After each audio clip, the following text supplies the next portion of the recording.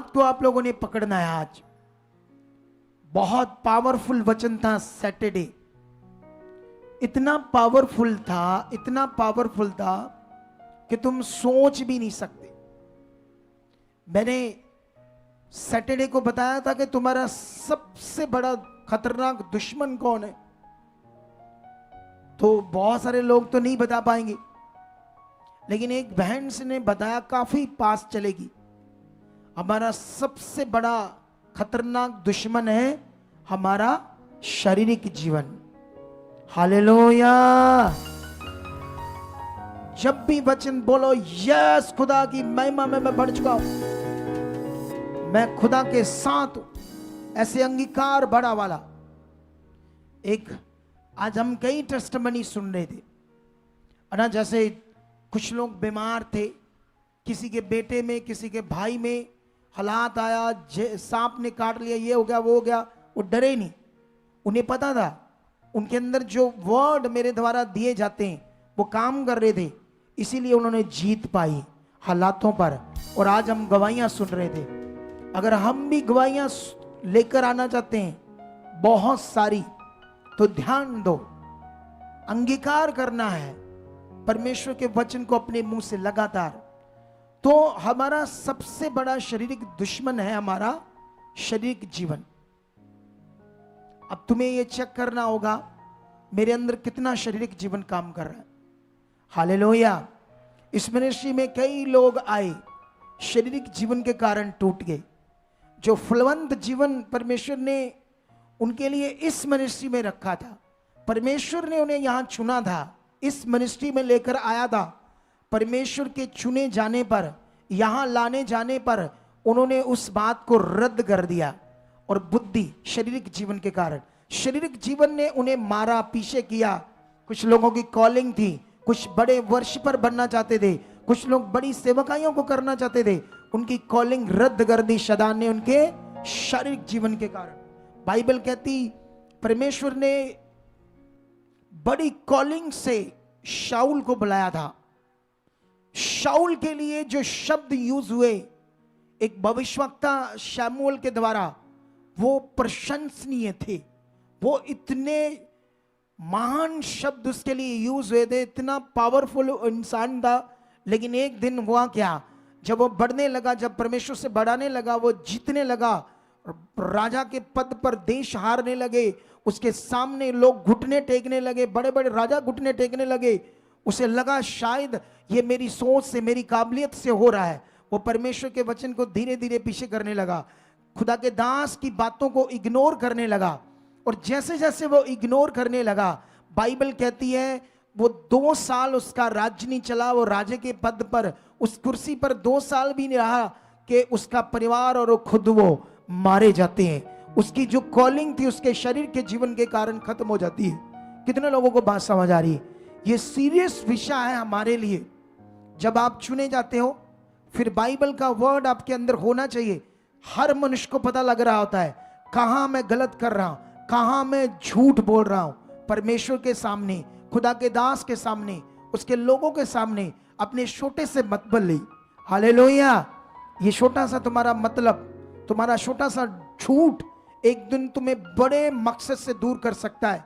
शाऊल को परमेश्वर ने चुना था लॉन्ग टाइम तक, उसको, उसके परिवार को, उसके बच्चों को भी उस पदवी के ऊपर रखने के लिए। लेकिन बाइबल कहती है इससे पहले कि वो और उसके बच्चे उस पदवी पर टिके रहें, उससे पहले क्या होता है? हालेलुया। क्या होता है? वो मारे जाते हैं, वो कॉलिंग खत्म हो जाती है, वो प्रोफेटिक वर्ड समाप्त हो जाते हैं, वो परमेश्वर की योजना खत्म हो जाती है। सबसे खतरनाक शारीरिक जीवन उसका उसे ले बैठता है। कितनों को समझ आ रही?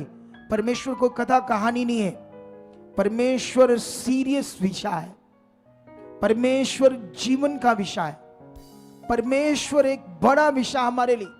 उसके साथ चलना, उसके वचन को पूरा करना, उसकी धार्मिकता में बने रहना, उसके वचन को पूरा करना, ये एक बड़ा विषय है हमारे लिए। हालेलुया।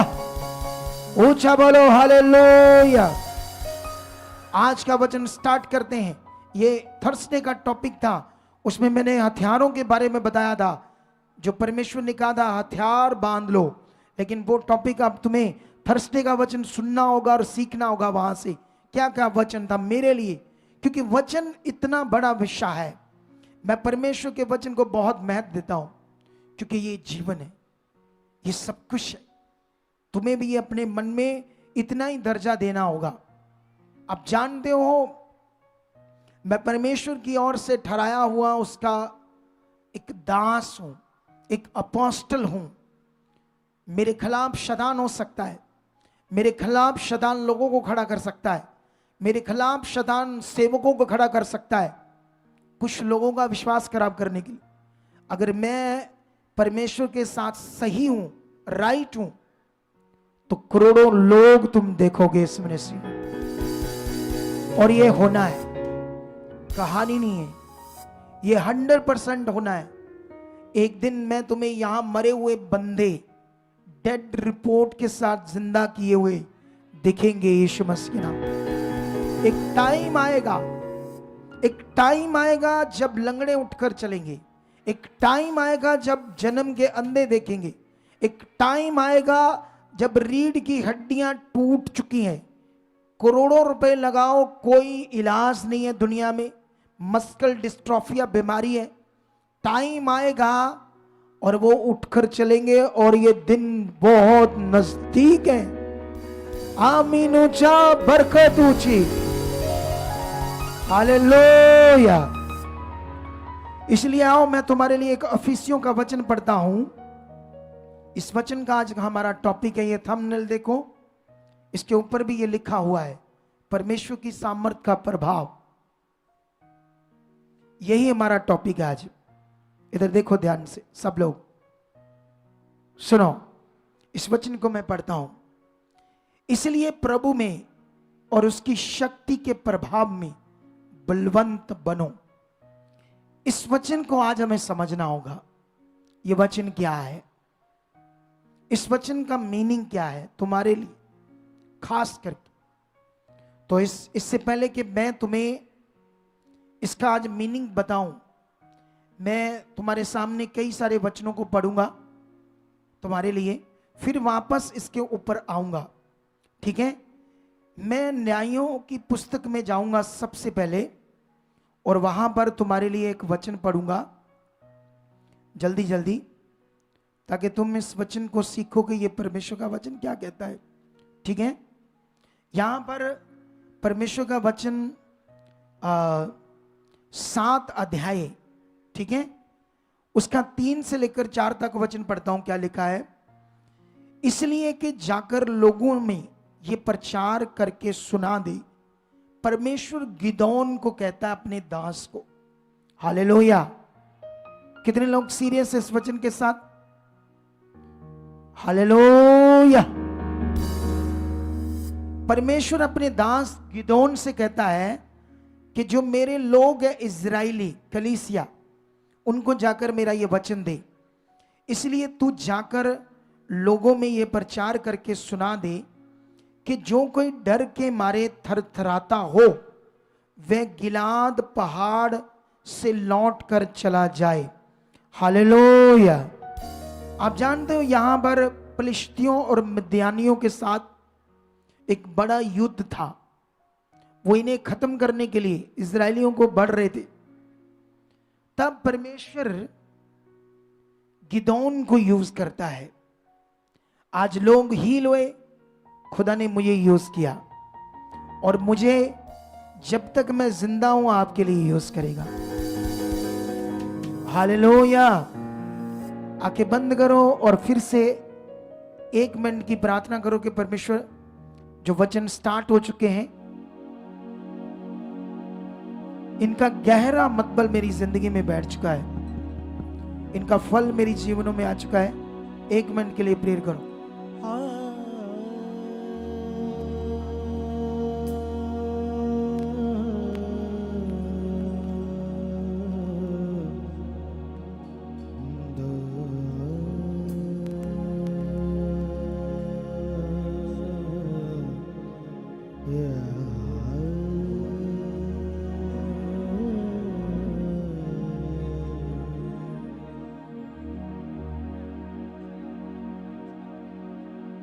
आमेन।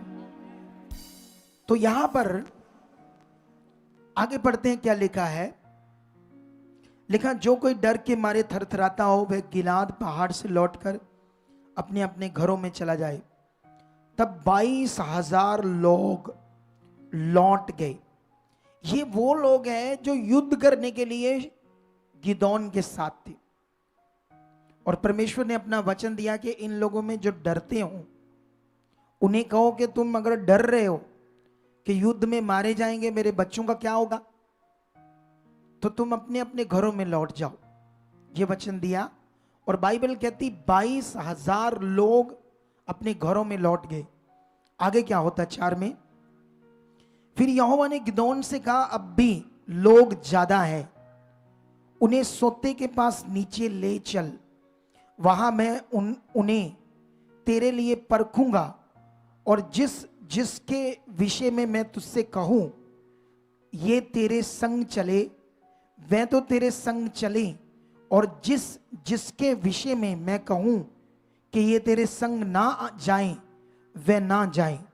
कभी कभी क्या होता है, इधर लोग जुड़ते हैं, कोई वर्शिप करना चाहता है, परमेश्वर का आत्मा उन्हें कहता है अभी वेट करो। शारीरिक जीवन उनका दुश्मन बनता है, वो टूट जाते हैं। कोई सेवा में आता है, कोई कुछ कहता है, परमेश्वर कहता है रुको, वेट करो। शरीर में गुस्सा करते हैं, आत्मा में धन्यवाद करो, मेरे लिए बेटर है, ज्यादा अच्छा है, अंगीकार ये करो। अगर मेरे लिए वेट करने की बात है तो परमेश्वर ने मेरे लिए बड़ा और ज्यादा रखा है। लेकिन यहां पर कोई शिक्षा आपके लिए बड़ी है। परमेश्वर ने कहा जब गिनती करता है तो अभी भी 10,000 लोग बाकी हैं युद्ध के लिए। परमेश्वर कहता है ये भी ज्यादा है, इन्हें एक जल के सोते पे ले जा और वहां पर मैं जैसे कहूं वैसे इनके साथ करना। परमेश्वर ने उन्हें कहा कि उस सोते में इनको नीचे ले जाकर कह कि ये सब लोग पानी पिए। हालेलुया। क्या पिए? और जब ये पानी पीते हैं वो लोग, तो कैसे पानी पीते हैं इसके विषय में कुछ लिखा हुआ है। 6 में पढ़ते हैं, जिन्होंने मुंह में हाथ चप्पड़ चप्पड़ करके पानी पिया उनकी तो गिनती 300 ठहरी, और बाकी सब लोगों ने घुटने टेक कर पानी पिया। तब यहोवा ने गिदोन से कहा इन 300 चप्पड़ चप्पड़ करके पीने वालों के द्वारा मैं तुमको छुड़ाऊंगा और मद्यानियों को तेरे हाथ में कर दूंगा, और अन्य सब लोग अपने अपने स्थान को लौट जाएं। हालेलुया। यहां पर सीखो परमेश्वर की सामर्थ का यह प्रभाव है, क्योंकि मेरा टॉपिक है आज तक जो बिलीवर्स होते हैं वो परमेश्वर की पावर, सामर्थ क्या होती है, उसका प्रभाव क्या होता है, उसको अच्छे से अपने जीवन में नहीं रखते।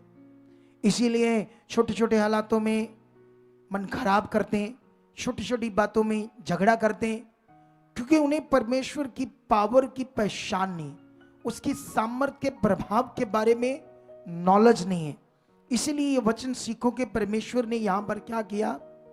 पहले 22,000 के, फिर 10,000 के लगभग लोग होंगे, उनमें से चपड़ चपड़ कर, मतलब जैसे हम लोग चाय पिए, मान लो 10 बंदे चाय पी रहे हैं, 9 बंदे ऐसे सिप सिप करके पी रहे हैं, उनके आवाज नहीं आ रही। दुनिया के मुताबिक वो सेंसफुल लोग हैं, समझदार लोग हैं। एक बंदा चाय पी रहा, ऐसे आवाज आती, सुरकड़े मारता है, लोग कहते हैं ये पेंडू है, अनपढ़ है। हालेलुया। जो ऐसे चाय पीता है, सुरक सुरक कर आवाज आती है, दुनिया में उनको पेंडू कहते हैं, अनपढ़ कहते हैं, आम कहते हैं, आम बुद्धि का कहते हैं। परमेश्वर ने कहा जो चपड़ चपड़ कर पानी पिए, जिन्हें पानी पीने की भी सेंस नहीं है, उन्हें वो कितने निकले? 300। और परमेश्वर ने कहा ये जो नॉनसेंस है, बेकार है, इनकी समझ ही कुछ नहीं है, मैं इनसे अपनी कौम को छुड़ाऊंगा। ऐसा है खुदा, ऐसा है वो पावरफुल, ऐसा है उसकी सामर्थ का प्रभाव जो तुम्हें समझना होगा। ये हम एक और वचन पढ़ते हैं आपके लिए, दूसरा राजा की बुक में। अगर मैं दूसरा राजा की बुक में जाऊं तो यहां पर क्या होता है, राजा, दूसरे देश का राजा शेमरोन को परमेश्वर जो इज़राइल है इसको घेर लेते हैं दूसरे देशों के राजा, और जिससे ये अंदर बाहर नहीं जा पाती। इनकी खाने पीने की चीजें खत्म हो जाती है, अकाल पड़ जाता है। बाइबल ये कहती कि जो कबूतर होता है ना, जानवर, उनकी जो बीट पोटी कह लो, कबूतरों की पोटी, जानवरों की पोटी, वो भी बड़ी महंगी महंगी बिकती है। उसको भी लोग खा खा कर अपना जीवित रहने का सोर्स देख रहे हैं। इवन के जब लास्ट में सब कुछ खत्म हो जाता है, पानी, अन्न, चीजें, राजा अपने चिंता में डूबा अपने महल की शहरपनाह के ऊपर होता है और सोच रहा होता है मैं क्या करूं, कैसे इस विविधता से बाहर निकलूं और लोगों को निकालूं। और उस टाइम क्या होता है, दो औरतें आती हैं। एक औरत कहती है कि हे राजा मुझ पर दया कर, इस अकाल में हम मरने वाले थे तो मैंने इसे कहा कि हम अपने अपने बेटे को पकाकर खाएं। इसने, जब मैंने अपना बेटा पकाकर खाया तो दूसरे दिन तीसरे दिन इसके बेटे की बारी है, इसने छिपा लिया है, मेरा न्याय करो, हम भूखे मर रहे हैं। राजा कुर्ला उठा और कहता कहाँ है अलीशा। उसका क्रोध अलीशा के ऊपर आ गया, जैसे अलीशा ने ये किया है। हालेलुया। कितने लोगों को बात समझ रही? वो हाहाकार के दिन सोच कर देखो, बच्चे पकाकर खा गई माई, कितना तत्कार अंधकार का टाइम, वो काल कैसा भयंकर होगा जिसमें वो घिरे हुए थे। बाइबल में जब राजा अलीशा को मारने के लिए उसके पास जाता तो आत्मा के द्वारा वो देख लेता है और राजा को भी ताड़ता है और एक वर्ड देता है कि आज क्या होने वाला है। कैसे परमेश्वर की सामर्थ का प्रभाव, और जो मान लो 1000 पे जो कबूतर की पोटी होती है, 1000 में 100 ग्राम, वो 1 किलो अन्न, आटा, मान लो तुम्हें 1 रुपए का मिलेगा। ऐसा दिन परसों आने वाला है, ऐसा आत्मा के द्वारा वचन देता है। कौन? अलीशा।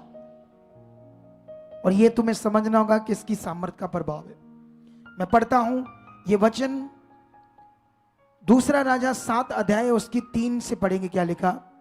4 कोढ़ी फाटक के बाहर थे, वे आपस में कहने लगे हम क्यों यहां बैठे बैठे मर जाएं, क्योंकि उनके लिए भी राशन देने वाला कोई नहीं है।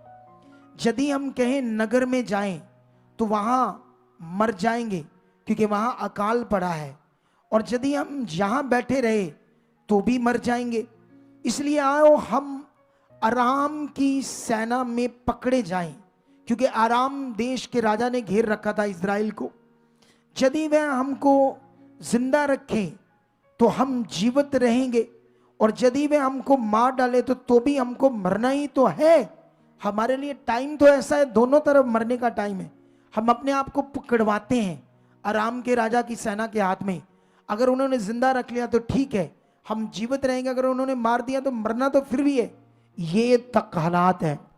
लेकिन वहां पर क्या होता है सुनो, वहां पर 5 में लिखा, तब वे सांझ को अराम की छावनी में जाने को चले, और अराम की छावनी की शोर पर पहुंचकर क्या देखा कि वहां कोई नहीं है, क्योंकि प्रभु ने, यहोवा ने अराम की सेना को रथों और घोड़ों की भारी सेना की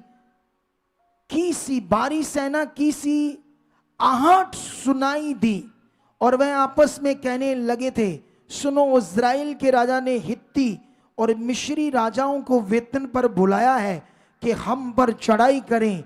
इसलिए वे सांझ को उठकर ऐसे भाग गए कि अपने डेरे, घोड़े, गधे और छावनी जैसे की तैसी छोड़कर अपना अपना प्राण लेकर भाग गए। हालेलुया। आमीन। ऊंचा, बरकत ऊंची। ये वचन पढ़ने के बाद कितने लोगों को समझ आ रही है?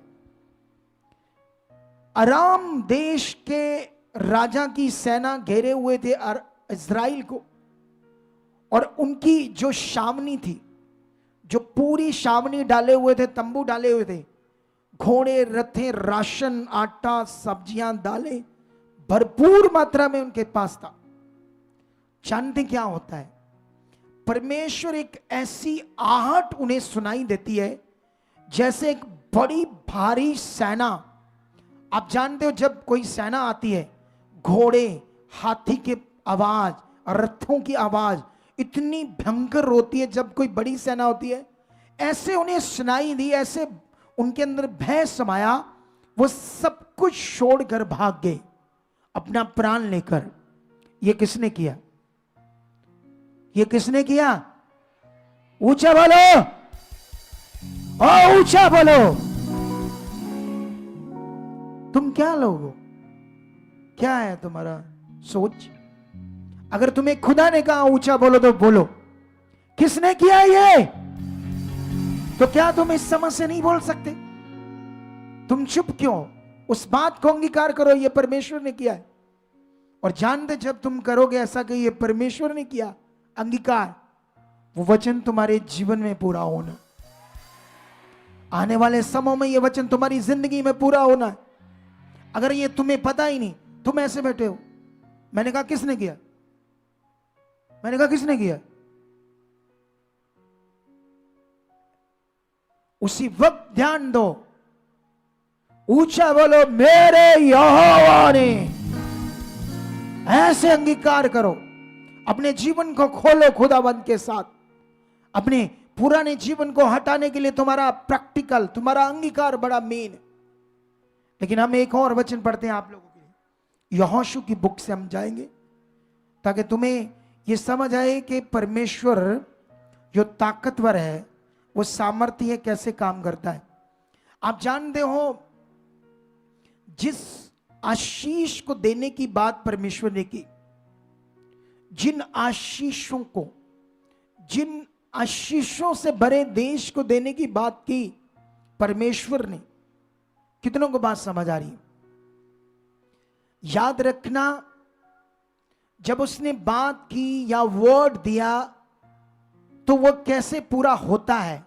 ये इस वचन से हमने सीखना कि कैसे परमेश्वर की सामर्थ का प्रभाव काम करता है, जिसके लिए परमेश्वर ने तुम्हें कहा मेरी शक्ति के प्रभाव में क्या बनो? बलवंत बनो। अभी तो मैं तुम्हें बताता हूं कैसे तुमने बलवंत बनना है। अभी इस वचन को सीखो। सुनो, इधर देखो ध्यान से। बाइबल कहती जब देश कनान देने वाला था परमेश्वर, जिसमें उनको आशीषित करना था परमेश्वर ने इज़राइल को, तो बाइबल कहती उस समय का एक वचन पढ़ता हूं मैं। अब ये आज का दिन है जब जाने वाले हैं उस देश को लेने के लिए। तो 3:1 में लिखा, यहोशू सवेरे उठा और सब इज़राइलियों को साथ ले शतीम से कूच कर यरदन के किनारे आया। हालेलुया। कितने लोगों को ये वचन समझ आ रहा है? यहां वचन ये है कि सवेरे भोर फटने से पहले, रोशनी होने से पहले तड़कसार उठता है और लोगों को उठने का वचन देता है। उठो, आज खुदा की आशीष मिलनी, खुदा ने काम करना है। अगर तुम, आज आशीष का दिन है, आज पवित्र दिन है, आज हीलिंग की मीटिंग थी आपके लिए, मीटिंग है आपके लिए। क्या तुम इस मीटिंग के लिए सीरियस थे? क्या तुम जल्दी उठकर एक तैयारी से आए, खुदा के घर में आए, जैसे ये खुदा के दास ने किया? और बाइबल कहती है कि जब ये उस यरदन नदी के किनारे पहुंचते हैं तो अब उसके ऊपर पुल नहीं है जो पार करना है। तो पार करना है तो परमेश्वर ने वचन दिया यहोशू को कि जब जो याजक है, कलीसिया है, और याजक संदूक को उठाए हुए उस यरदन नदी में पांव रखेंगे और उनका पांव तक जब पानी से भीग जाएंगे, इतने इतने पानी में पैर रखेंगे, तब ये यरदन नदी सूख जाएगी तुम्हारे सामने। हालेलुया, पानी सूख जाएगा। सोचो इस प्रभाव को, इस पावर को। क्या तुम्हारे अंदर ये वचन चलता है? क्या तुम्हारे अंदर ये सोच चलती है या हालात चलते हैं? यहां से उठते ही घर में भागने का सोच है, कुछ लोगों को मिलने की सोच है, पिकनिक मनाने की सोच है, आज रिश्तेदारों को जाना है फटाफट। कई लोग कहते हैं इस मिनिस्ट्री में हम नहीं आना। पूछा क्यों? टाइम बड़ा लगाते हैं। हालेलुया। अगर तुम बिजनेस करते हो, तुम्हारी सैलरी 25,000 है तो बड़ी अच्छी सैलरी है। तुम्हें मालिक कहता अगर 4 घंटे टाइम दोगे तो मैं इसके बदले 18,000 और दूंगा। तुम उस 18,000 के लिए आपके बच्चे भी छोटे, वो भी मैनेज करोगे। कहोगे अरे 4 घंटों में 18,000, 8 घंटों में 25 और 4 घंटों में 18,000। तुम सब छोड़ छाड़ कर इतना टाइम दोगे उन पैसों के लिए। जितना यहां टाइम दोगे उतने ऊंचे किए जाओगे। वो शारीरिक हैं जिनको शैतान ने उनके शारीरिक जीवन के कारण तोड़ दिया कि यहां टाइम ज्यादा लगता है। कुछ लोग इसी चक्कर में लेट आते हैं कि ज्यादा टाइम नहीं देना है, लेट जाएंगे, 12-1 बजे जाएंगे, तब तक खुदा के दास आ जाएंगे। सुनना तो मेन वचन है, प्रार्थना रिसीव करनी। चलाक हैं हम चलाक हैं। चलाक नहीं हो, बुद्धू हो। तुम्हें समझ कम है, तुम्हारा ध्यान शरीर का है, असल वाला नहीं है जो तुम्हें बड़ा ऊंचा करेगा। हालेलुया। कोई लोग इसी कारण यहां इस मिनिस्ट्री में आते नहीं। कुछ लोग कहते गर्मी बड़ी है, ओ गर्मी गर्मी गर्मी गर्मी, घर में देख लेते हैं, कोई बात नहीं, ऑनलाइन तो चलता ही है, परमेश्वर तो बड़ा है, परमेश्वर तो भला है, कोई बात नहीं। ये बात याद रख लो, ये दूसरे देशों के लिए ऑनलाइन है, या कोई 2,000-3,000 किलोमीटर दूर बैठा उनके लिए, पंजाब के लोकल लोगों के लिए नहीं है वचन है। और जो आसपास के स्टेटों में वो भी 15 दिन में आओ, जो ज्यादा दूर है तो 1 महीने में आओ, 6 महीने में बैठे ना रहो अपने घरों में। ये लॉ है, इसको मानकर देखना वो तुम्हें कितना ऊंचा करेगा। क्योंकि तुमने मेरे लिए कुछ नहीं करना, तुमने जो कुछ करना है खुदा के लिए और अपने लिए करना है। तुमने आना है अपने लिए और खुदा के लिए। मुझे तो वो इस्तेमाल करता तुम्हारे लिए, तुम्हें आशीष करने के लिए, तुम्हारे भले के लिए। बाइबल कहती है 14 से पढ़ते 3 का 14, इसलिए जब प्रजा के लोगों ने अपने डेरों से जर्दन पार जाने को कूच किया और याजक वाचा का संदूक उठाए हुए प्रजा के आगे आगे चले और संदूक के उठाने वाले जर्दन पार पहुंचे और संदूक के उठाने वाले याजकों के पांव जर्दन तीर के जल में डूब गए। और जर्दन का जल तो कटनी के समय के सब दिन अपने तट के ऊपर ऊपर बहा करता था। तब जो जल ऊपर की ओर से बहा आता था वह बहुत दूर अर्थात अदाम नगर के पास जो सारस्तान के निकट है रुककर ढेर हो गया और दीवार सा उठा रहा। और जो जल अराबा का ताल जो खारा ताल भी कहलाता है उसकी ओर से बहा जाता था, वह पूरी रीति से सूख गया। हालेलुया। सोचो उसकी शक्ति का प्रभाव, कैसे उसकी सामर्थ्य ने जर्दन नदी के पानी को सुखा दिया। अगर ये वचन हमारे अंदर है तो तुम्हारी उसी समय हड्डियां जुड़ सकती है टूटी हुई, तुम्हारे अंदर कैंसर के गोले गायब हो सकते हैं। कितनों को समझ आ रही है बात? कितनों को बात समझ आ रही है? तुम्हारे टूटी हुई हड्डियां जुड़ सकती है अगर ये वचन तुम्हारे अंदर काम कर रहे हैं, तुम्हारे अंदर चल रहे हैं। इतना सामर्थी, इतना पावरफुल, वो दुनिया को रचने वाला खुदा अब मेरा परमेश्वर है जिस पर मैं विश्वास करता हूं, वो सामर्थी है, वो ताकतवर है। अगर तुम्हारे अंदर ये वचन चल रहे हैं अगर तुम, बाइबल कहती सोचो ये ऐसा क्यों हुआ। पहले खुदा का दास वफादार था, उसके बाद याजक वफादार थे, उसके बाद कलीसिया वफादार थी। सब जल्दी उठे, वफादारी की, वचन पूरा किया, मिलकर पूरा किया, और यरदन नदी का पानी सूख जाता है उनके सामने। हालेलुया। और वो पार निकलते हैं। सोचो इस प्रभाव को, इस पावर को, इस सामर्थ को। ये तुम्हारे परमेश्वर की सामर्थ है जो ऐसे काम करती है। वो सामर्थी परमेश्वर भी तुम्हारे साथ है। तुम्हें परमेश्वर ने एक बड़े मकसद के लिए बुलाया है। अगर तुम अपने रिश्ते को मजबूत कर रहे हो, अपने ध्यान को बढ़ा रहे हो, वफादारी कर रहे हो, ध्यान से उसके साथ चल रहे हो, अपने फोकस को बनाए हुए हो, तो खुदा की सामर्थ एक दिन तुम्हें बड़ा ऊंचा करेगी, तुम्हें आगे लेकर जाएगी, तुम्हारे घर ऊंचे किए जाएंगे। वो तुम्हें अपने राज्य के लिए यूज करेगा। वो खुदा तुम्हें अपने राज्य के लिए यूज करेगा, रूहों को बचाने के लिए यूज करेगा। कितने लोगों को बात ये समझ आ रही है? बाइबल कहते हैं उसके आगे जब पढ़ोगे तो उसके बाद एक देश और परमेश्वर देने वाला है, उसका नाम है यरीहो। हालेलुया।